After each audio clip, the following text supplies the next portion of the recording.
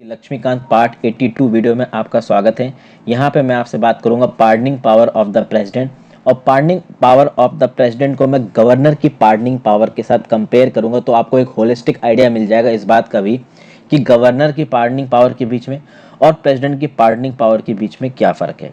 अगर प्रेसिडेंट की pardoning power की बात करो, यानी कि माफ़ करने की पावर की बात करो, तो उसके बारे में बता रखा है under article 72 of the Indian constitution. आगे बढ़ने से पहले दोस्तों ये किताब खरीद लीजिए मेरे साथ पढ़ने के लिए। उसके साथ साथ वीडियो पर लाइक का बटन कभी मत भूलिए। इंस्टाग्राम पे आप फॉलो कर सकते हैं, नीचे लिंक दिया हुआ है। टेलीग्राम चैनल जरूर ज्वाइन कर लीजिए। मेरे द्वारा बनाई गई और वीडियोस को देखने के लिए चैनल को ज्वाइन भी कर सकते हैं। तो जैसा कि मैंने बताया, आर्टिकल 72 हमारे संविधान का प्रेसिडेंट को एक ताकत देता है कि प्रेसिडेंट पार्डन ग्रांट कर सकता है लोगों को।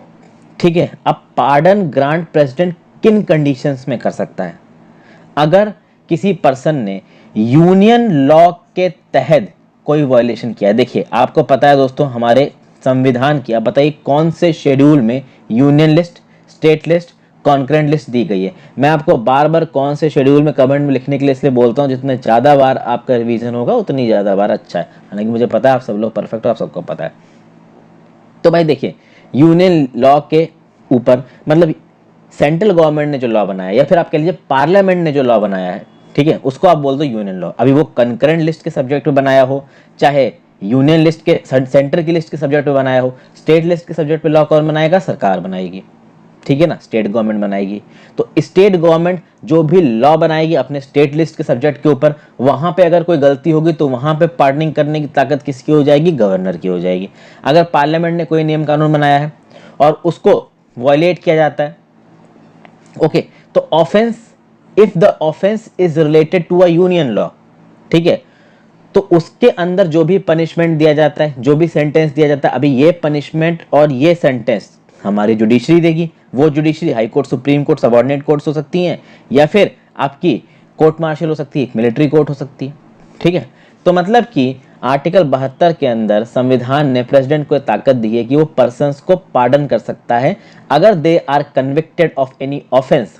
कन्विक्टेड मतलब डिक्लेयर्ड गिल्टी।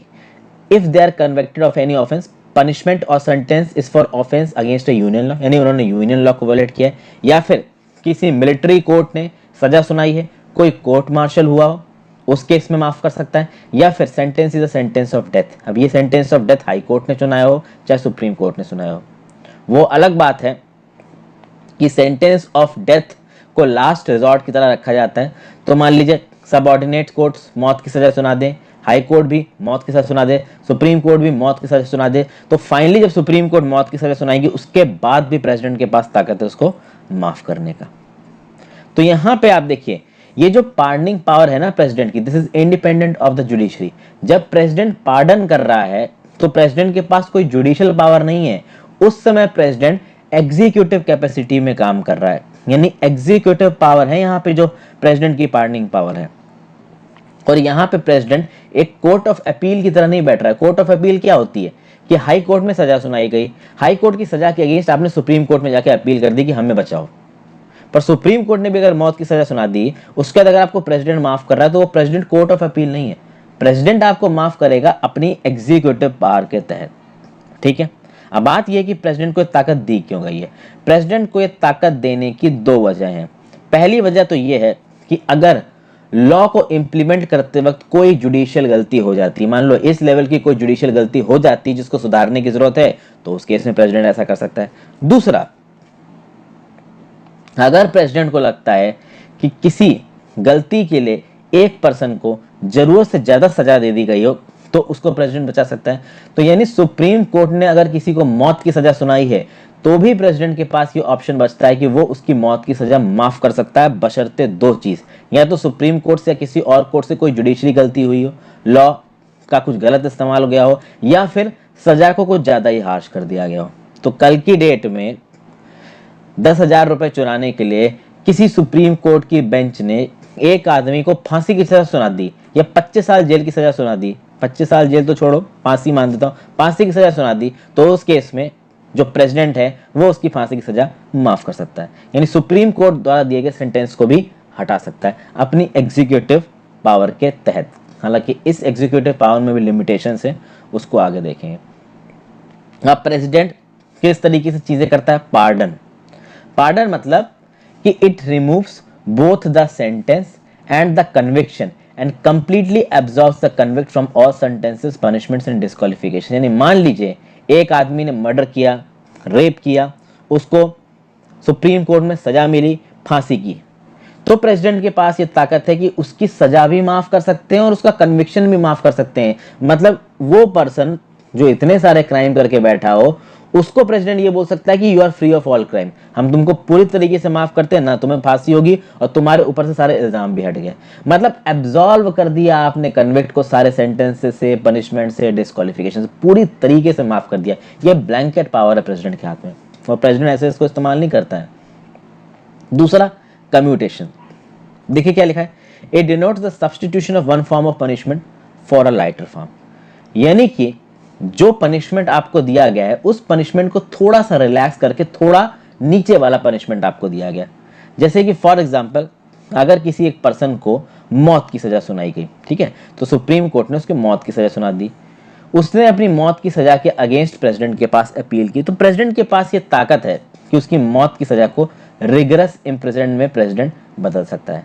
बाद में इस रिगरस इम्प्रिजनमेंट को सिंपल इम्प्रिजनमेंट में बदला जा सकता है। या फिर आप ये कह सकते हो कि अगर सुप्रीम कोर्ट ने डेथ की सजा सुनाई है तो सुप्रीम कोर्ट के पास ये ताकत है कि उस डेथ की सजा को रिगरस इम्प्रिजनमेंट में या सिंपल इम्प्रिजनमेंट में बदल सकता है। या फिर अगर सुप्रीम कोर्ट ने किसी एक पर्सन को मान लीजिए 30-35 साल जेल की सजा सुना दी हो, तो प्रेसिडेंट चाहे तो उस 30-35 साल की रिगरस इम्प्रिजनमेंट को 15-20 साल का सिंपल इम्प्रिजनमेंट कर दे। इसको बोला जाता है कम्यूटेशन।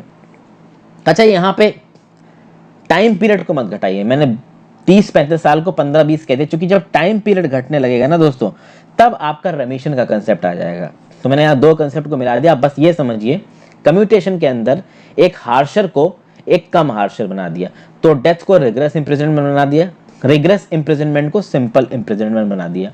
ये बोला जाता है कम्यूटेशन को। रेमिशन में आ जाते हैं, जो मैं पहले बोल गया कि भैया देखिए, यहाँ रेमिशन में सजा के कैरेक्टर को नहीं बदला जाएगा, बस सजा की ड्यूरेशन को बदल दिया जाएगा। तो अगर किसी को 35 साल की रिगरस इम्प्रिजनमेंट की सजा हुई है, तो उस 35 साल की सजा को 20 साल की सजा में कर दिया जाए, तो ये हो जाएगा रिमिशन। तो मान लीजिए 35 तो 20 में ज्यादा बोल रहा हूं, इतना तो होता भी नहीं, क्योंकि जो उम्र कैद होती है वही 14 साल की होती है, या फिर आप कह लीजिए आजीवन कारावास, हमेशा ही जेल में रहोगे।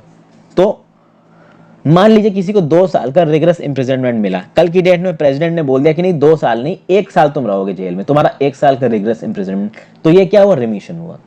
ठीक है, तो रिमिशन में आपने नेचर ऑफ जो पनिशमेंट है उसको नहीं बदला, बस उस पनिशमेंट के टाइम ड्यूरेशन को कम कर दिया।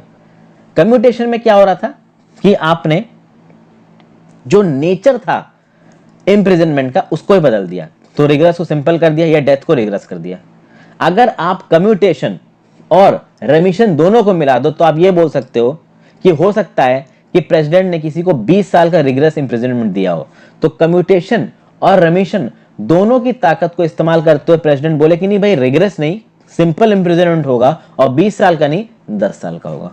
तो जब आप टर्म को कम करते हो, नेचर ऑफ पनिशमेंट सेम रखते हो, तो वो होता है रेमिशन, और जब आप नेचर ऑफ पनिशमेंट चेंज कर देते हो तो वो होता है कम्यूटेशन। ठीक है, फाइनली आती है रेस्पाइट। रेस्पाइट का मतलब क्या होता है?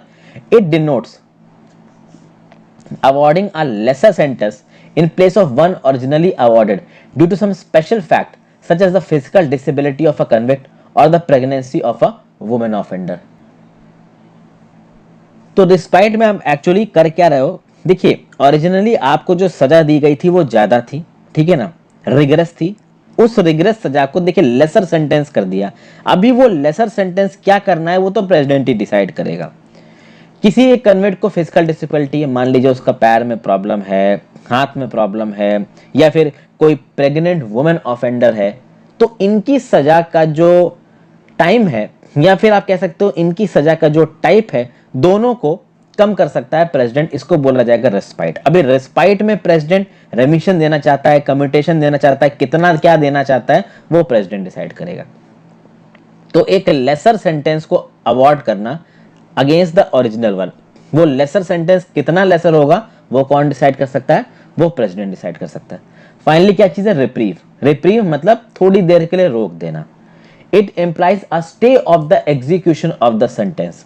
भैया एग्जीक्यूटिव ऑफ द सेंटेंस को रोक देना, मतलब सेंटेंस के एग्जीक्यूशन को रोक देना। अभी देखिए जेल की सजा सुनाई गई, मान लीजिए 12 साल की, तो 12 साल के लिए तो आपको जेल में डाल ही दिया जाएगा, तो सजा को कहां रोका गया, सजा का तो एग्जीक्यूशन शुरू हो गया ना। तो सजा के एग्जीक्यूशन को रोकने का मतलब ज्यादातर केस में जो रिप्रीव की बात की जाती थी, डेथ पेनाल्टी की केस में बात की जाती थी। तो रिप्रीव में कुछ समय के लिए आपकी डेथ पेनाल्टी को आगे टाल दिया जाएगा। यह आगे क्यों टाला जा रहा है, ताकि जो पर्सन है जिसको डेथ पेनाल्टी मिली है वो इनेबल हो सके कि वो अपने लिए पार्डन मांग सके या कम्यूटेशन मांग सके प्रेसिडेंट में। तो कम्यूटेशन में प्रेसिडेंट उसके डेथ पेनाल्टी को रिग्रेस इंप्रिजनमेंट में या फिर सिंपल इंप्रिजनमेंट में बदल सकता है। तो रिप्रीव का मतलब डेथ एग्जीक्यूशन को थोड़ी देर के लिए रोक देना, ठीक है। अब बात करते हैं भाई गवर्नर ऑफ द स्टेट की। आर्टिकल 161 के अंदर, आर्टिकल 72 में हमने किसकी बात की, pardoning power of the president. Article 161 के अंदर गवर्नर के पास भी पार्डनिंग पावर है, तो गवर्नर भी पार्डन करता है, गवर्नर भी रिप्रीव देता है, गवर्नर भी रिस्पाइट देता है, रेमिशंस देता है, या फिर वो सस्पेंड कर सकता है, रेमिट कर सकता है, कम्यूट कर सकता है। कोई भी ऐसा पर्सन जो कि कन्विक्ट हुआ हो किसके अगेंस्ट में, एक स्टेट लॉ के अगेंस्ट। मैंने आपको बताया ना कि जो स्टेट लिस्ट है उसके अगेंस्ट लॉ कौन बनाती है, स्टेट की सरकार। अभी स्टेट की सरकार ने जो नियम कानून बनाया है, अगर उसको वायलेट करोगे तो भी आपको सजा मिल सकती है। उस सजा से आपको उस स्टेट का गवर्नर बचा सकता है। लेकिन जो प्रेसिडेंट की पार्डनिंग पावर है और जो गवर्नर की पार्डनिंग पावर है, इसमें बहुत फर्क है, और इस फर्क को बहुत ध्यान से समझिएगा दोस्तों, ठीक है, बहुत ध्यान समझिएगा। मैं एक एक करके चीजें समझाता हूं आपको। देखिए फर्स्ट ऑफ ऑल, जो कोर्ट मार्शल होता है, जो मिलिट्री कोर्ट्स होते हैं, आपको पता है अपने आर्मी के अपने अलग कोर्ट्स हैं, नेवी के अलग हैं, एयरफोर्स के अलग है। तो जो उनके कोर्ट है वहां पे कोर्ट मार्शल चलता है, किसी एक ऐसे ऑफिसर को जिसके अगेंस्ट डिसिप्लिनरी चार्जेस लगाए गए हैं उसको सजा दी जाती है। अभी वहां पे अगर मान लीजिए किसी ऑफिसर को सजा दी जाती है तो उस सजा को ओवर रूल करने की ताकत प्रेसिडेंट के पास है, बट स्टेट के गवर्नर के पास नहीं है। तो कोर्ट मार्शल में अगर कोई सजा दी गई है तो वहां पे माफी कौन दे सकता है, प्रेसिडेंट दे सकता है, गवर्नर इंटरफियर नहीं कर सकता है। दूसरी बात, डेथ सेंटेंस को प्रेसिडेंट पार्डन कर सकता है। और समझिए यहां पे पार्डन का मतलब है कि आपके डेथ सेंटेंस को पार्डन कर दिया, आपको एब्सॉल्व कर दिया किसी भी तरीके के चार्जेस से, यानी अब आप फ्री हो। तो आपने 150 लोगों का भी खून किया तो कोई फर्क नहीं पड़ता, प्रेसिडेंट ने आपको पार्डन कर दिया, आप बिल्कुल फ्री हो। हालांकि ये होगा नहीं, बट ये ताकत है प्रेसिडेंट के पास, ठीक है। अब देखिए स्टेट जो नियम कानून बनाएगा उस नियम कानून के उल्लंघन पे भी मौत की सजा हो सकती है, डेथ सेंटेंस हो सकती है।